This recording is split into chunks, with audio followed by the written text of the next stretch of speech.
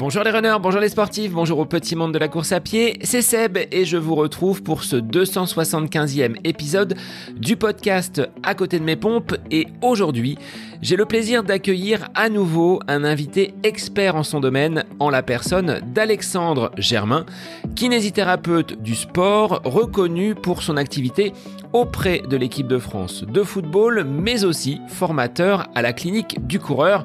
Il accompagne des passionnés de course à pied comme vous et moi. Alors si vous suivez le podcast régulièrement, vous savez que j'aime faire appel à des experts pour répondre aux défis auxquels nous, les coureurs, faisons face.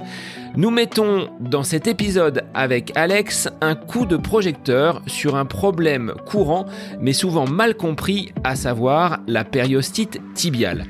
Cette douleur persistante au niveau du tibia est l'ennemi de nombreux coureurs, qu'ils soient débutants ou même chevronnés. Avec Alexandre, vous allez comprendre ce qui se cache derrière cette inflammation, souvent déclenchée par le fameux « trop vite, trop fort ». Nous discuterons également des meilleures stratégies pour la prévenir, la soigner et surtout éviter qu'elle ne revienne perturber votre plaisir de courir. Nous serions ravis de lire vos expériences. Avez-vous déjà été confronté à une périostite ? En ce qui me concerne, je réponds oui. Comment avez-vous géré la douleur et la récupération ? Pour cela, rejoignez-nous sur les réseaux sociaux pour partager vos histoires, poser vos questions et proposer peut-être de nouveaux sujets à Alexandre sur ces pathologies liées à la course à pied. Un grand merci à toi, Alex, pour m'avoir accordé de ton temps et livré ton expertise aux auditeurs. Et d'ici la sortie du prochain épisode, courez prudemment, écoutez votre corps et surtout prenez soin de vous. La périostite tibiale, la comprendre, la soigner et la prévenir avec Alexandre Germain, le kiné des Bleus, c'est le nouvel épisode du podcast À côté de mes pompes pour lequel je vous souhaite une très belle écoute. Bonjour Alexandre, merci de ce retour sur le podcast À côté de mes pompes. Je fais de nouveau appel à tes services pour que l'on traite aujourd'hui d'un sujet que bon nombre de coureurs connaissent, à savoir la périostite. Mais avant cela, je vais te laisser te représenter et nous indiquer à moi et aux auditeurs quelles sont tes attributions et qu'est-ce que tu fais dans tes nombreuses casquettes au niveau professionnel. Déjà, merci Seb de me réinviter. C'est toujours un plaisir de pouvoir intervenir dans ton émission. Écoute, moi je suis Alexandre Germain, je suis kiné du sport. Ça fait bientôt 30 ans que j'exerce. Et comme tu disais, effectivement, j'ai différentes casquettes. Une dans le sport de haut niveau et dans le football avec l'équipe de France, où ça va bientôt faire 10 ans que j'exerce à leur côté. Une autre qui est kinésithérapeute du sport à Lyon, où je traite essentiellement des pathologies en lien avec la course à pied. Et puis une dernière qui est une casquette de formateur auprès de différents organismes, dont la clinique du coureur, et qui fait que j'ai une certaine accointance avec la course à pied et les pathologies du coureur. Alors cette pathologie dans laquelle nous allons pouvoir débattre aujourd'hui, il s'agit de la périostite et ça fait écho à un message que j'ai reçu pas plus tard qu'hier dimanche soir, au soir de ce marathon de La Rochelle, où Fred, un auditeur, m'annonce avoir couru avec 2 périostites, une à droite, une à gauche.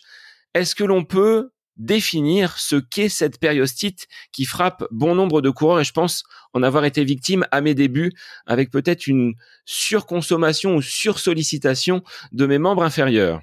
Bon, déjà, la périostite, il y a pas une localisation de périostite, il y en a plusieurs. En fait, la périostite, c'est quoi? C'est un excès de traction sur l'enveloppe de l'os qui crée une irritation et par conséquent une douleur. La périostite la plus fréquemment rencontrée chez le coureur, c'est la périostite au niveau du tibia, au niveau de la partie interne, au niveau du tibia, sur la partie plutôt basse de celui-ci, et c'est de ça que souffrent la plupart des coureurs. C'est une pathologie qu'on rencontre malheureusement trop fréquemment, souvent chez le coureur débutant, et comme tu disais, qui est liée trop souvent à une reprise ou un début d'activité qui se fait de manière trop rapide et qui va exercer des tractions trop rapides et trop importantes sur l'os, sur le tibia, et qui va créer une irritation. Donc c'est une pathologie du débutant, mais c'est aussi une pathologie de personnes qui font du long, comme la personne qui a fait le marathon là, entre la charge d'entraînement pour préparer ce marathon et en finalité le marathon, bah, ça fait un trop plein d'excès de tension sur la zone qui crée une irritation et puis bah, qui devient symptomatique, mais qui devient surtout gênante fonctionnellement parce qu'à chaque impact, on a mal et du coup, bah, ça crée de l'inconfort, voire même pour certains de l'arrêt de la course parce ils arrivent à un point, ils ont trop mal. Cette périostite, il faut savoir elle peut évoluer, mais pas dans le bon sens. Enfin, elle peut évoluer aussi dans le bon sens si on y fait ce qu'il faut, mais si on continue de trop tirer dessus, elle peut se transformer en un épisode plus important qu'est la fracture de stress. La fracture de stress, c'est vraiment le niveau, c'est la continuité de la périostite dans un niveau plus grave. Je me rappelle, quand j'ai débuté la course à pied sur les quais du côté d'Orléans, j'avais dû courir 5 jours de suite. J'étais frais, j'étais motivé, sauf qu'après le 5e jour, j'ai dû m'arrêter pendant 1 mois et demi parce que ces douleurs sur l'intérieur du tibia étaient trop importantes. À quel moment on va pouvoir, Alexandre, déceler que cette charge d'entraînement est trop importante? Dès que des premiers signes se manifestent sur cette membrane-là qui entoure le tibia, il faut stopper? Ah bah, c'est clair. De toute façon, que ça soit pour une périostite ou pour, toute autre pathologie, je dirais qu'à partir du moment où il y a une douleur qui est localisée, qui s'installe et qui a tendance à augmenter, c'est pas bon signe. C'est que déjà il y a une problématique qui est présente. De là, si on fait ce qu'il faut, rapidement, on va pouvoir, rapidement éteindre le feu parce que c'est pas encore propagé et c'est pas installé de manière intense. Donc, si on fait ce qu'il faut de suite, il y a de bonnes probabilités que ça régresse aussi vite que c'est venu. Sous réserve que par la suite, on reprenne progressivement et qu'on dose bien ses efforts. Parce que si on reprend aussi fort, ça va revenir aussi vite. Donc c'est ça la principale problématique. Maintenant, si on n'est pas dans les premiers temps à l'écoute, même si c'est des légères douleurs, on n'est pas assez à l'écoute de ces légères douleurs, qu'est-ce qui va se passer? Elles vont augmenter pour faire de plus en plus mal et faire en sorte que bah, j'ai mal de plus en plus tôt, j'ai mal de plus en plus fort, voire même la douleur s'installe dans la vie autre que la course à pied dans la vie de tous les jours. Et là, par contre, bah, on a franchi des étapes, des paliers qui font que bah, ça mettra plus de temps à régresser. Donc plus tôt c'est pris en charge, mieux c'est. Et sous réserve que derrière, on requantifie bien les choses. Et je serais tenté de te dire, ça, c'est des choses qu'on pourrait, comme toute pathologie, anticiper, entre guillemets, par la gestion de la charge d'entraînement. Entre ce que je fais sur l'entraînement, c'est une chose, c'est une certaine charge que j'applique à mon corps, mais répéter 2 jours, répéter 3 jours, bah, c'est un peu un seau qui se remplit tout doucement. Et puis, bah, il suffit parfois d'une petite séance pour déclencher douleur. C'est pas la petite séance en elle-même qui amènera, enfin, ça sera la petite séance qui sera le déclencheur, mais ça sera surtout l'accumulation des séances précédentes qui auront fait que le seau se sera rempli. Donc c'est ça ce qu'il faut doser. Donc c'est pour ça que l'idéal c'est quand même d'être coaché par un professionnel qui va permettre lui de quantifier les séances pendant, de quantifier toutes les séances de la semaine et surtout de pouvoir adapter ces séances en fonction de tes réactions à ces séances. Ce qu'on appelle la charge interne. Est-ce que tu as bien dormi? Est-ce que tu as bien mangé? Est-ce que tu as bien récupéré? Est-ce que tous les facteurs sont positifs pour que tu puisses pratiquer la séance prévue aujourd'hui? Et si c'est le cas, bon, on y va. Et par rapport à cela, en regardant toutes ces données, on va dire, on peut déjà détecter des profils de fatigabilité, des profils qui nous font dire attention, on est un peu plus à risque de se blesser. Et auquel cas, bah, on adapte. Et c'est souvent ça ce qui se passe, c'est que bah, c'est un trop plein, mais un trop plein de charge qu'on n'est pas en capacité sur le moment d'encaisser. Le corps est pas prêt à encaisser ça. Et puis bah lui, sa façon à lui de dire stop, bah, c'est de manifester des douleurs, que ça soit sur le périos ou sur d'autres zones. Est-ce que tu vois d'autres facteurs qui peuvent expliquer cette périostite? Je pense aux chaussures, au terrain utilisé pour les séances. Est-ce que ça va avoir un impact et est-ce que ça va accentuer peut-être ces douleurs? Alors oui, le terrain peut avoir un impact, mais c'est pas le principal responsable. Comme les chaussures, ce ne sont pas les principales responsables de ces douleurs. Le principal responsable de ces douleurs, comme la plupart des pathologies du mouvement inférieur chez le coureur, c'est du trop vite, trop fort. Je donne un exemple du style, tu as l'habitude de courir par chez toi, en nature, sur route ou peu importe, mais plutôt en ligne droite. Tu vas faire des séances sur piste, eh bien, tu vas courir. Sauf que tu vas courir autour d'un anneau où tu vas mettre plus de contraintes sur ton tibia au moment des virages. Et ces contraintes, si tu y es pas habitué et que tu les amènes de façon encore trop brutale, trop rapide et trop intense, tu vas te déclencher des douleurs. Donc c'est pas tant l'anneau le problème, c'est la façon dont je viens l'appliquer dans ma course. Et si je l'applique trop vite, trop fort, je vais me blesser. Si je l'applique de manière progressive, mon corps va s'adapter. Et en s'adaptant, il fera que je ne déclencherai probablement pas de douleur sur cette zone. Les chaussures, c'est exactement la même chose. C'est pas la chaussure en elle-même. Souvent, on a assimilé ça au fait que c'était lié au pied plat, le fait que le pied s'écrase et que du coup, ça tire plus à l'intérieur. Non, le pied plat, tu l'as toujours eu et tu l'auras tout le temps. C'est pas ça la problématique. Donc c'est pas de venir mettre une semelle ou de venir mettre une chaussure qui va éviter cet affaissement du pied vers l'intérieur. C'est plutôt le dosage des contraintes que je viens mettre sur cette zone. Donc si ce dosage, j'ai beau avoir un pied plat et que je mets un dosage trop fort, que je cours trop longtemps, trop répété et trop intense, je vais déclencher une douleur. Et quelqu'un qui n'a pas de pied plat, même chose, s'il court trop vite, il court trop fort, il court trop souvent et il n'écoute pas ses sensations, il va déclencher une périostite comme tout le monde. Donc ce sont des facteurs effectivement qui peuvent exacerber un peu les douleurs, mais ce ne sont pas les responsables de ces problématiques. Les responsables, c'est trop vite, trop fort. Une fois que la ligne rouge a été franchie, qu'est-ce que l'on peut faire ? Est-ce que la case kiné va être obligatoire ? Quelles seraient tes recommandations à la naissance de cette pathologie quand on ressent les prémices de ces douleurs à l'intérieur du tibia ? La kiné, oui, elle est importante, mais je serais envie de te dire, si on parle vraiment de soins, pour moi, ce sont des adjuvants.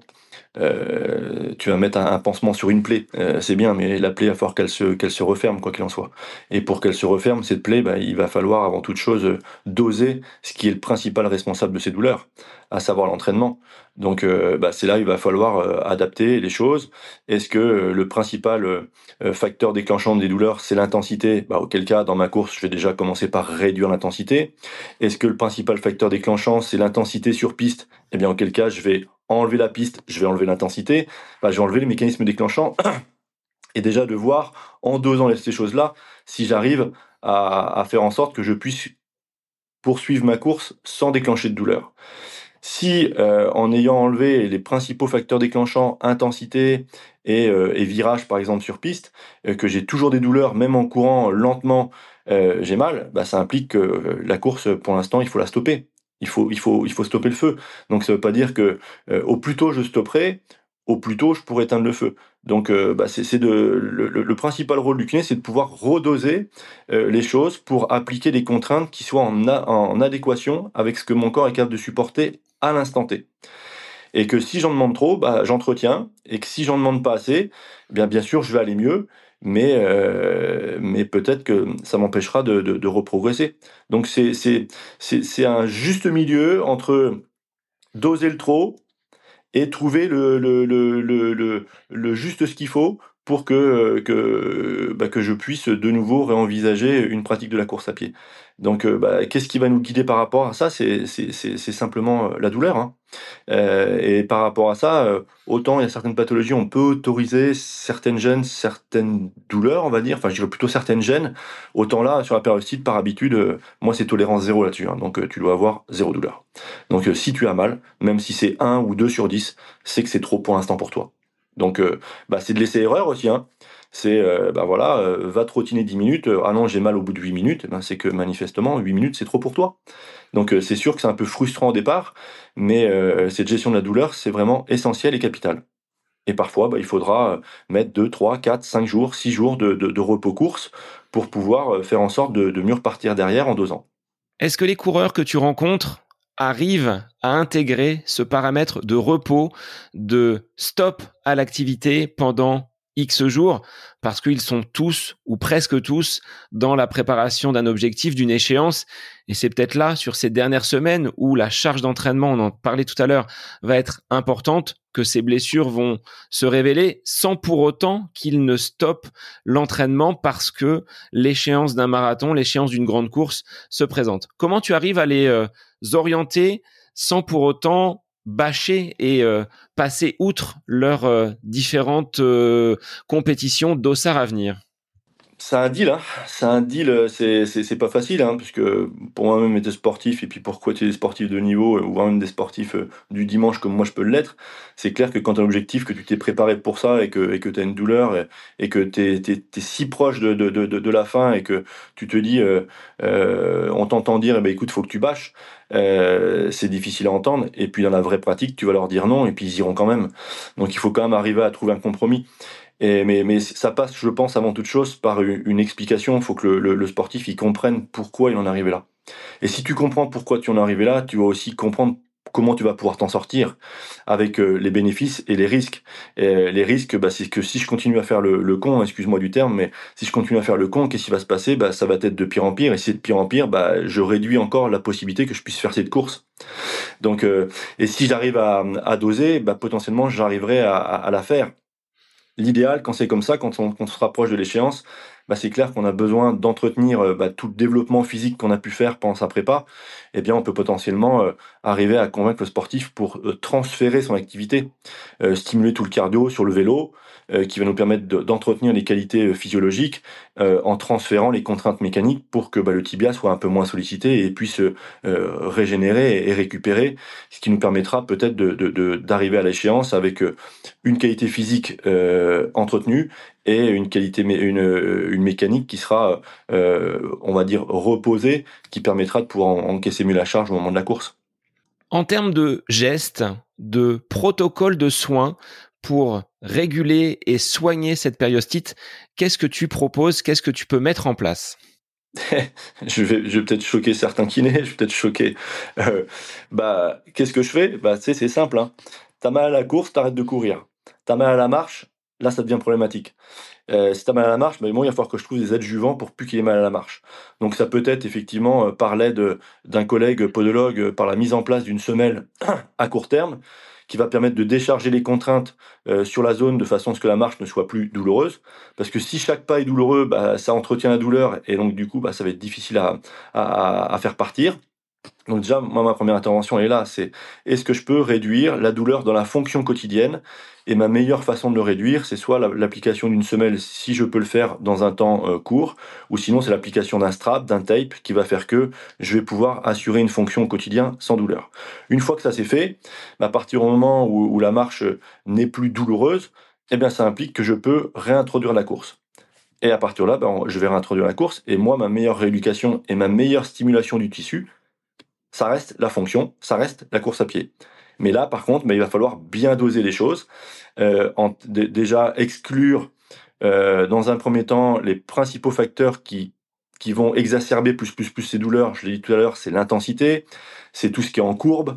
Donc ça, je l'enlève de fait et je vais, demander à ce qu'il court, plutôt à vitesse lente, moins contraignante et sur des temps impartis qui permettent à la zone, d'avoir, une stimulation juste ce qu'il faut, en fonction de la douleur. Et puis une fois que le temps augmente et que les sensations sont bonnes, je vais réintroduire progressivement de la vitesse, je vais réintroduire progressivement la piste si besoin et ça, cette réintroduction progressive va se faire, va être managée en fonction d'une chose essentielle qui est la douleur.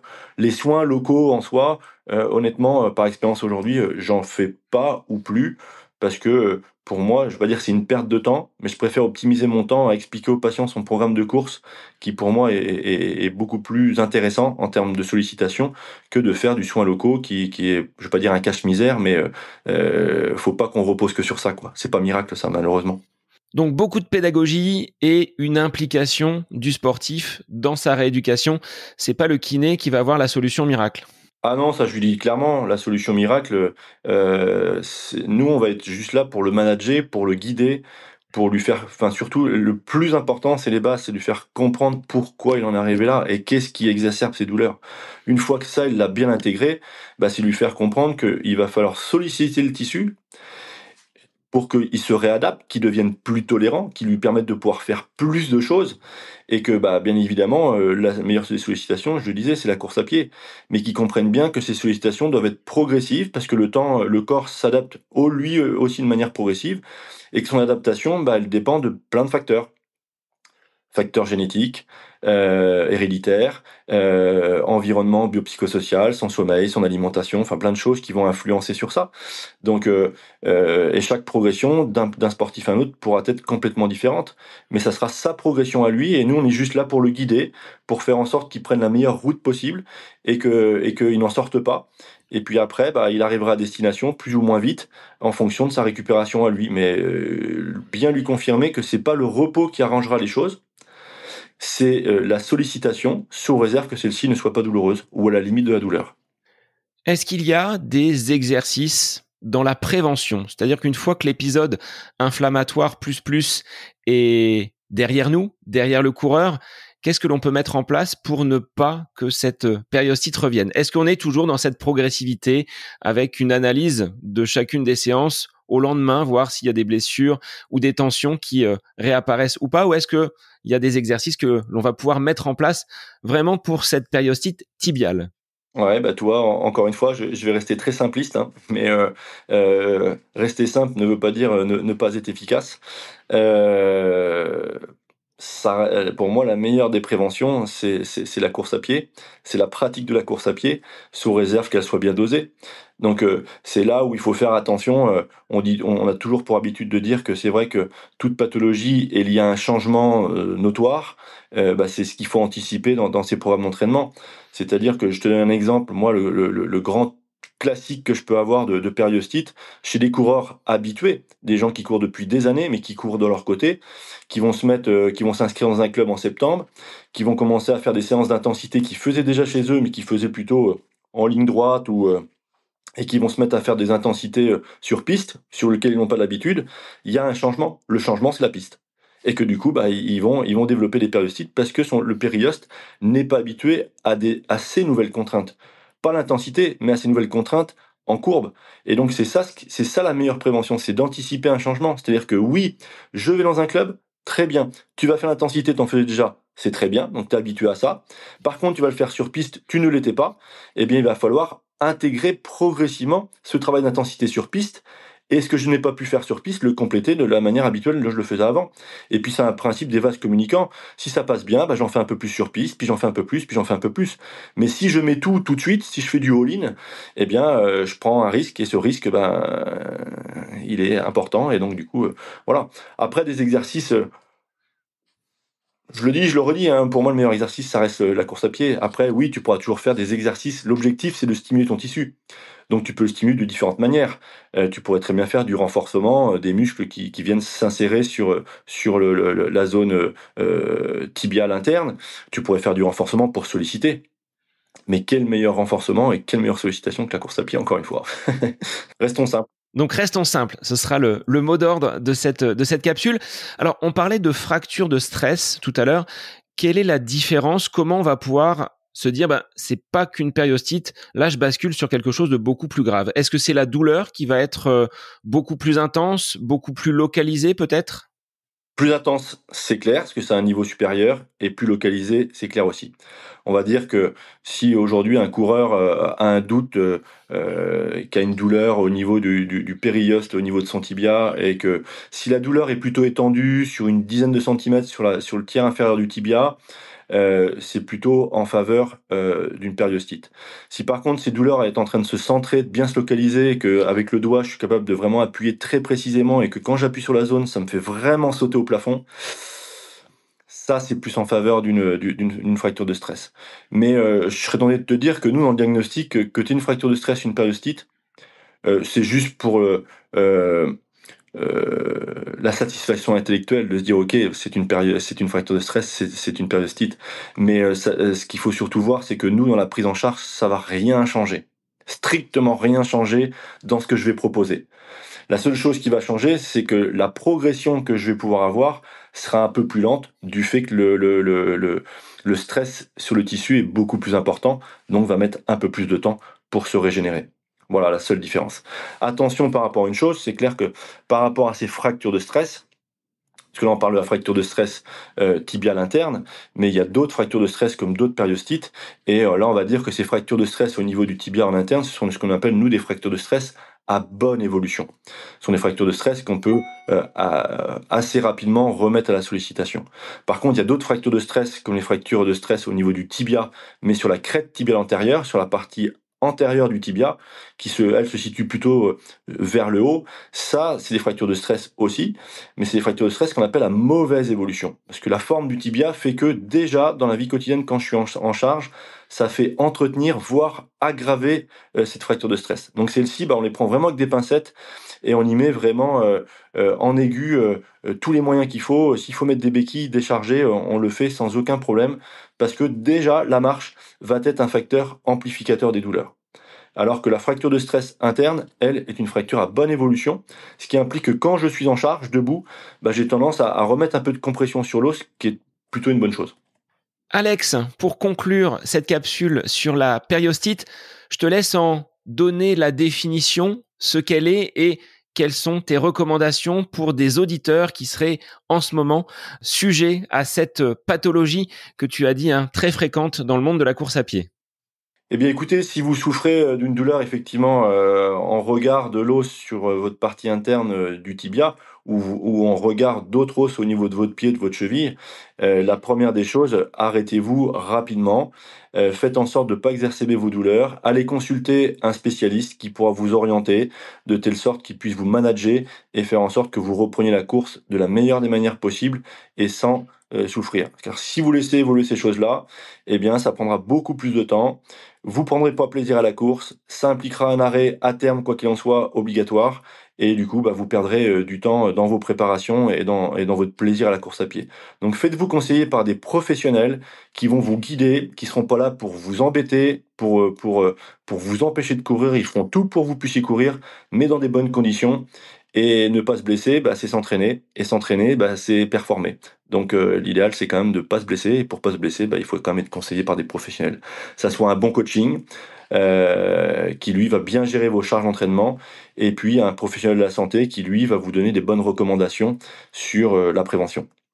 Prévenir, c'est quand même mieux que guérir.